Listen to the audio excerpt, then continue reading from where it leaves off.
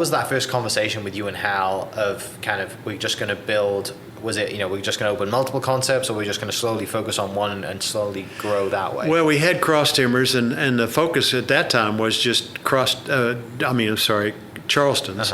And we already had 4 and 5, and then we kind of put it on hold to do the Outback thing. And, we were gung-ho 19 in 3 years.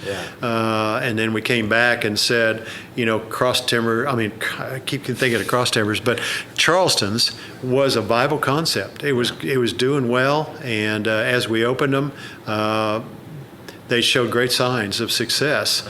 But Hal and I just kept kicking around new ideas, and then we opened up Red Rock out on the lake. I think Barry Switzer had opened his first restaurant up there, and we were going to build right next to him. And Randy Hogan came to us and said, "Can you all have something you want to put here?" And Hal says, "What do you think?" And I said, "We already had a Charleston's on Northwest Highway," which we felt like was too close. So came up with the idea of a Red Rock dinner only.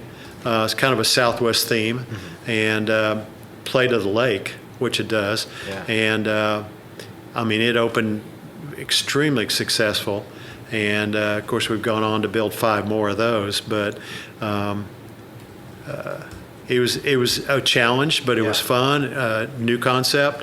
I thoroughly enjoyed that. And then we had built a Charleston's in Yale and Tulsa, and we'd also put a little burger boomerang right next to it, which Tulsa didn't take to the boomerang too well. So Hal and I looked at each other one day, and Hal said, I've always had a name that I've wanted to use. And he said, what do you think about doing a steakhouse? And I said, I'd love it. He said, how about mahogany?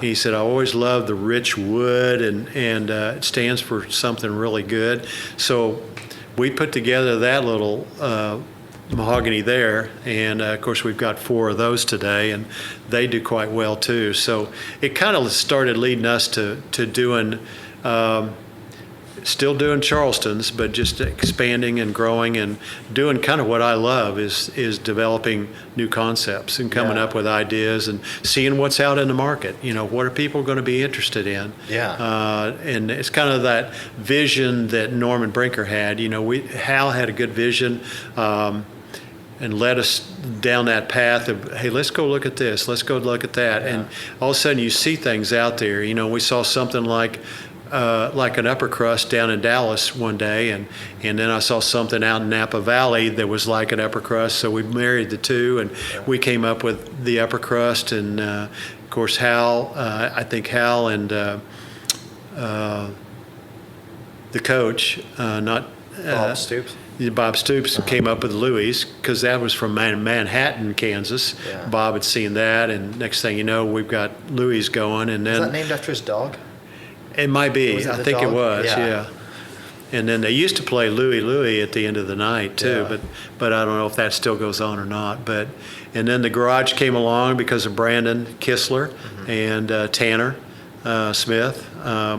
They kind of came up with, let's do it, and I think Hal always had in the back of his mind like a Chili's concept, but do it a little differently. And obviously that's been so successful to do that. And then along comes, we did some onesies like Hefner Grill. We had to take that over and kind of convert it 3 or 4 times, but I think it's got a lot of traction right now as Hefner Grill. Then we took the old Darden concept over and put Mama's in there, and it's been very successful. And you look at all the other concepts, well, we got 13 now. So, and I think they all are doing well, and I think some have definite legs to grow. Right.